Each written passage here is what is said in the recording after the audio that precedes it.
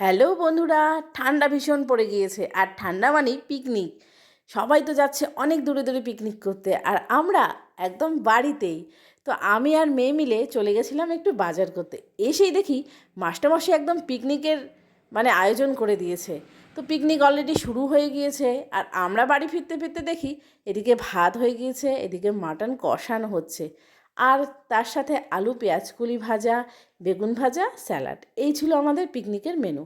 তো এদিকে মাটন কষানো হয়েছে, আর এই দেখো মাস্টারমশাই আমাকে মাটন খেতে দিচ্ছে। বলে যে খেয়ে দেখো কীরকম হয়েছে। তো আমাকে দিয়ে দিল, আর আমি খেয়ে নিলাম। তারপর এখানে গান বাজানো হচ্ছে। তো গৌরী একটু নাচানাচি করছে, সবাই মিলে আনন্দ করে পিকনিক খাচ্ছিলাম। তো এই পিকনিক মানে কি একটু আনন্দ। তো আমরা চেষ্টা করি বাড়িতেই একটু আনন্দ করার। তো এই মাটির উনুনটা বানিয়েছিলাম, আর বাড়ির কিছু পুরনো বাঁশ ছিল, কাঠ ছিল।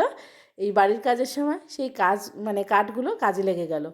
তো তারপর এই দেখো এখানে একটু উপরে একটা চাদর দিয়ে চারিদিকটা ঢেকে দিয়েছে, আর ওই দিকে হচ্ছে আমাদের একটা বিছানা ছিল, ওটা দিয়ে হাওয়াটা যাতে না আসে তার ব্যবস্থা করেছে। তারপর সে আবার হাওয়া যাতে না লাগে উনুনে দুটো বালতি রেখেছে। তো একটা ম্যাট পেতে এরকম পিকনিকের আয়োজন।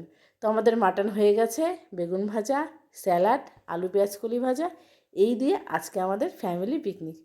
আমাদের পিকনিকে সমস্ত রান্নাই কিন্তু আমার মাস্টারমশাই করেছে। আর যখন পিকনিক হয় তখন কিন্তু ও খুব রান্না করে, আর রান্না করতে ভালোবাসে। আর মাঝে মাঝে এরকমভাবে রান্না করে খাওয়ালে বউ তো ভালোবাসবেই।